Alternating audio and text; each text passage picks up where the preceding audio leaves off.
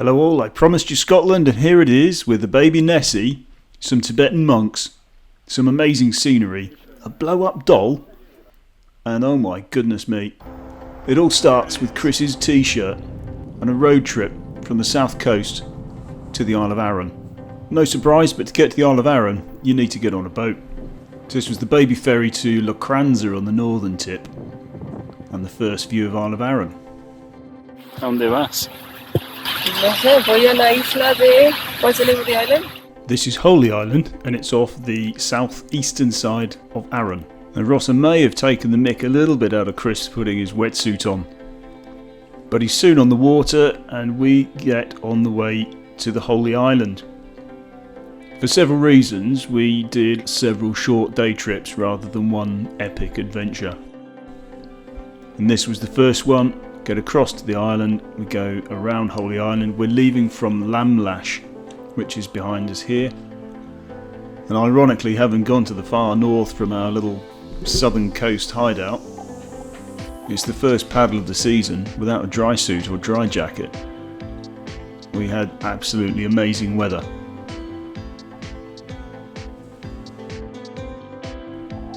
The building visible by the waterline is a monastery for these Tibetan monks. More on that as we finish our lap of the island.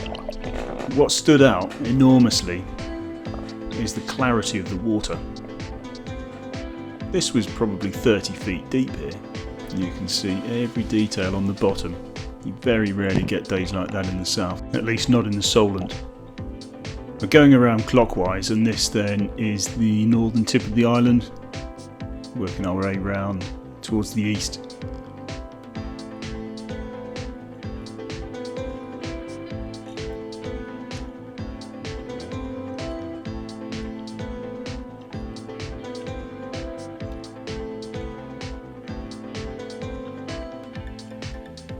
So coming down the east coast, it's more deserted, as noted here. Access from the land is pretty difficult. We come across a little garden just above Chris's head there of bluebells, wildflowers, with a little private beach, so it'd be rude not to stop and have a look. With the Valkyrie I tend to reverse up the beach because there's almost no rocker at the nose, so it's a bit less brutal coming in backwards. Ross is still admiring the bottom. Yeah, I'm not so precious with the Delphin. And here's your little private garden. It's halfway up the cliff, completely untouched, but I did manage to find a tick on my leg on the way down, so that was a nice touch. And on the horizon there I think is Cymru, panning round through Androssen, round towards Prestwick, and maybe a bit further south even. Leading us to baby Nessie, not in very good condition though.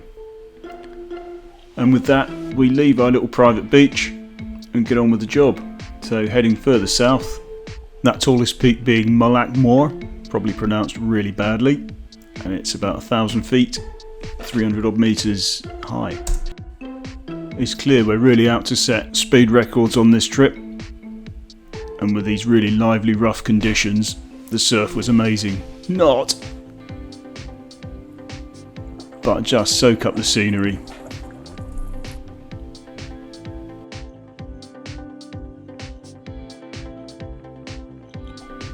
Visible as we get to the southern tip is the lighthouse there, which is the Holy Isle Outer or Pillar Rock Lighthouse.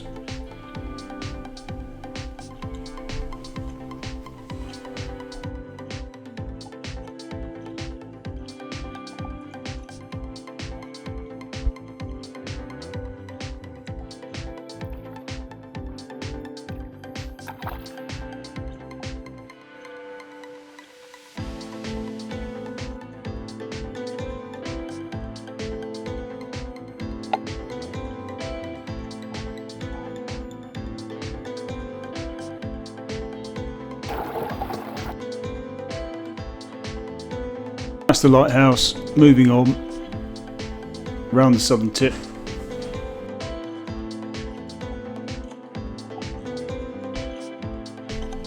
The scenery along this stretch was just amazing and visible on the horizon to to the naked eye at least, not so much with an action camera. On the skyline is Ailsa Craig, quite a distinctive pyramid look to it. More lighthouse spotting, this one Holy Isle Inner. Coming in towards the beach, there's a load of goats roam free on the island. Random seagull.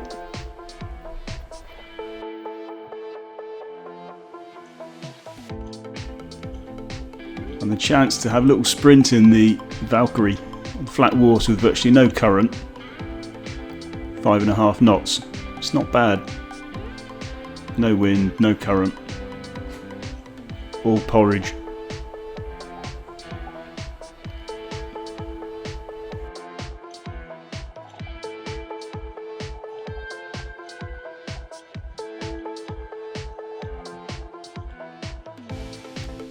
So at the start, as we came towards the island, you could see this monastery. So doing my turn, reversing because of the rocker again, and we'll go and have a little look. It gets used as a retreat apparently, though some of them are practicing silence for many years, so it didn't seem appropriate to pop in for a chat. So we make a move. There's loads of walks to do on the island, but we were with boats and a bit too lazy to go and do the walks, so we're heading off. And at this point, mixture of blazing sun and dive case, I managed to mess up the settings on the camera so you don't get 360 from here on. So slightly weird footage, apologies. But that said, we're virtually back to Lamlash where we started. And we camped on the Middletons Campsite, which was a short walk from this put-in. Back on the beach, in reverse. We'll stop the clock just as Chris pulls in. That's day one done, so around 14 k's to get around the island, wide view, and zoomed in. This is Holy Island. Moving swiftly on is day two. So day two, I still had the settings messed up on the camera, which was very clever of me, and I do apologise most insincerely. And this is going out again from Lamlash, but this time we're heading north, up towards Brodick, and back with a bit of lunch on the beach. So again, the clear water makes me want to look at the bottom. It is just quite striking after what we tend to see around here. Oh, look at that, that is a Lomo Neo deck. The trade-off with this lovely clear water is it's flaming cold. Though some of us went for a swim, not me. So having messed up the settings on the 360, fortunately I had the standard action cam with me. So while I thought I was merrily filming this seal in 360, fortunately I had some backup with me. So it was quite a big seal, poodling along, staring at us.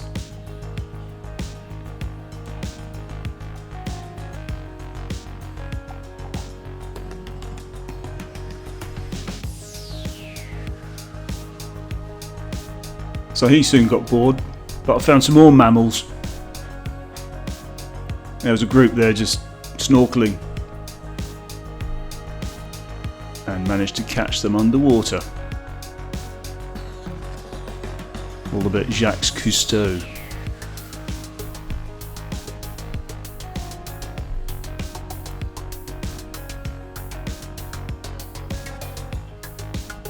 And surface right behind my paddle. Another couple of sea kayakers with a backdrop of the Holy Isle.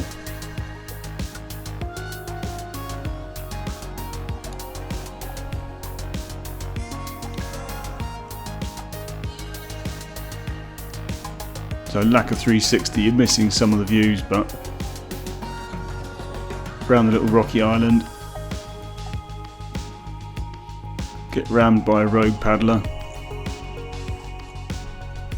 So naively thinking it's raining, we'll pop into a little port here, put jackets on,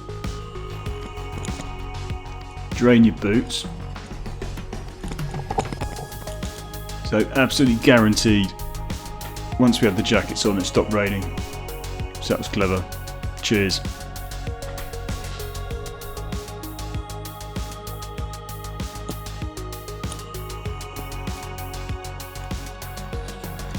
Off to catch up with the captain again, who was ahead while we put the jackets on. And there's another one of these massive patches of bluebells. The camera doesn't really do it justice, but it's quite a striking contrast with the big blue patch. Maybe I need to get out more. So around the last corner we're coming up towards Brodick here. Straight ahead is Goat Fell, that highest peak. Behind is the ferry coming in from Troon. Oh, hit the rock. Get the rudder up. Check behind. Oh, no one's noticed. Brilliant. Get off the rock. Get the rudder back down. And we'll just pretend nothing happened. Nothing to see here. Yeah, I might have over dramatised that. They didn't hit. Just passing. But the big ferry is from Troon. The smaller one is from Androssen. And again, there's Goat Fell, the higher peak there. Those major rough conditions as we come into the bay.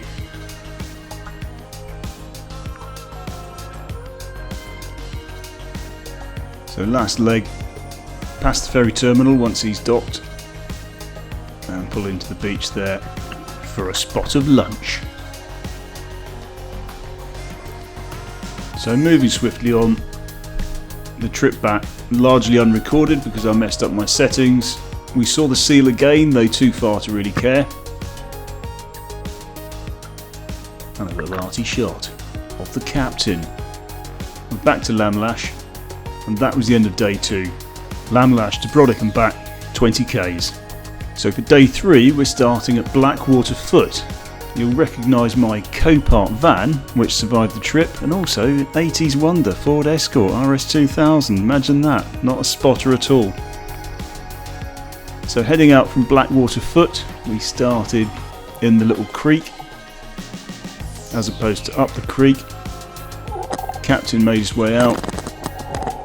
I started too, got smeared all over the rocks, so that was nice. It's good to start as you mean to go on.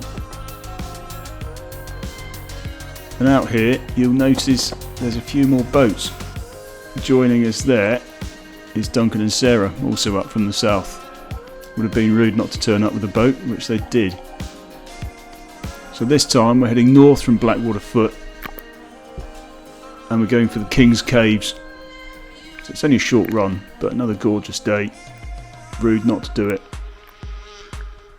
This was actually our last day, so after this it was a case of packing all the toys up and get to the ferry to head back again. So ahead and down our left side is the strip of land leading to the Mole of Kintyre. I won't sing it for you. On the right is that northern part of the Isle of Arran. The skyline's just so dramatic, it's hard not to keep repeating the same views though. I like it.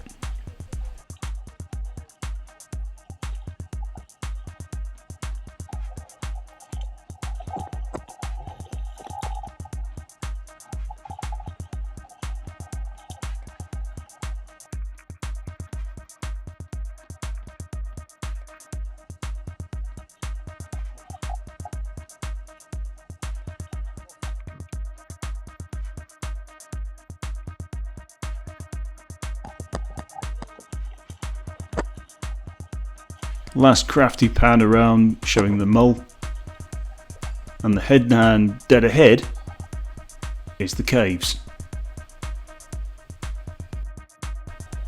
Not brilliant for landing, but seeing as it's so calm it's no drama. Imagine this in a bit of a rough day though. Wouldn't be fun trying to land here.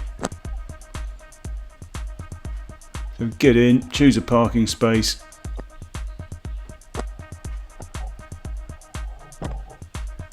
And we'll wander around the caves.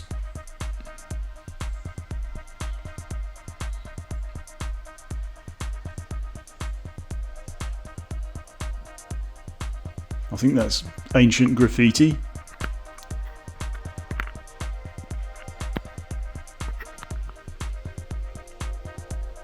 Super stable filming.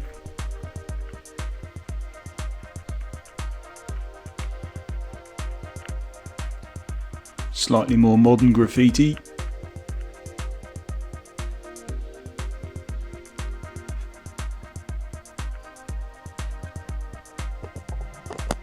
And we're out of there.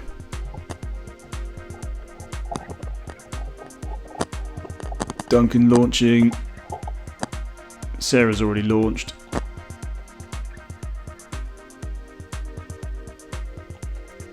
Ross is out there on the water. Captain Chris getting in. So we head a little bit further north just to look round that point before we all head back. Last view of the north end. Sneaky peep at the Mull again. And we need to be heading back to get our ferry. Apparently this is a bit of ancient beach. It used to be seabed apparently. Different sea levels.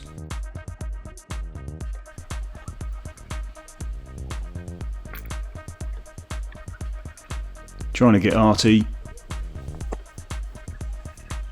And another look along this cliff line.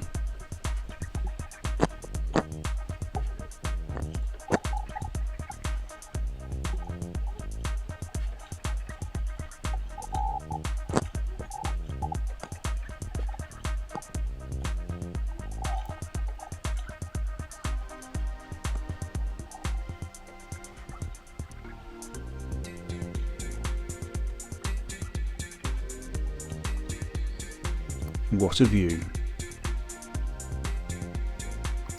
Shag on a rock. Then they jump off.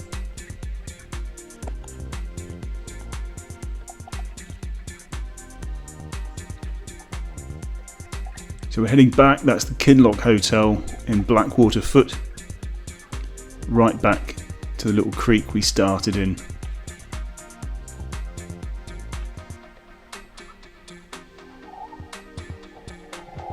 Jolly nice parking.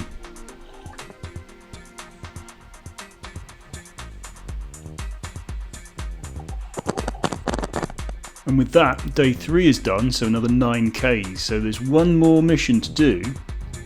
And that is to leave this gorgeous island on the little ferry, pop into the middle of Glasgow, where we visit Mark and Rob of Lomo. They blow up a dry suit for us, show us all about how they leak test them. We had a look at their quite extensive facilities for repairing dry suits and wetsuits, sewing machines, and this pretty cool machine for putting on the heat tape. We had a good talk about how to look after your dry suit, get the most out of it. We also had a chance to look at some of the paddles, the other bits and pieces that are not so easy to ship around and show off. They feel really solid, rigid. I haven't paddled with them yet, maybe one day we'll have a go at that. So we saw the cranked one, saw the straight shaft one. Another one I really wanted to see close up was this, which is very similar to the Sea Tug one. Feels every bit as solid, apart from the slightly different wheels, and of course being half the price, it's just as good. And there we go, we saw the team, we drank their tea and ate their Tunnocks tea cakes, and we're off to the south again.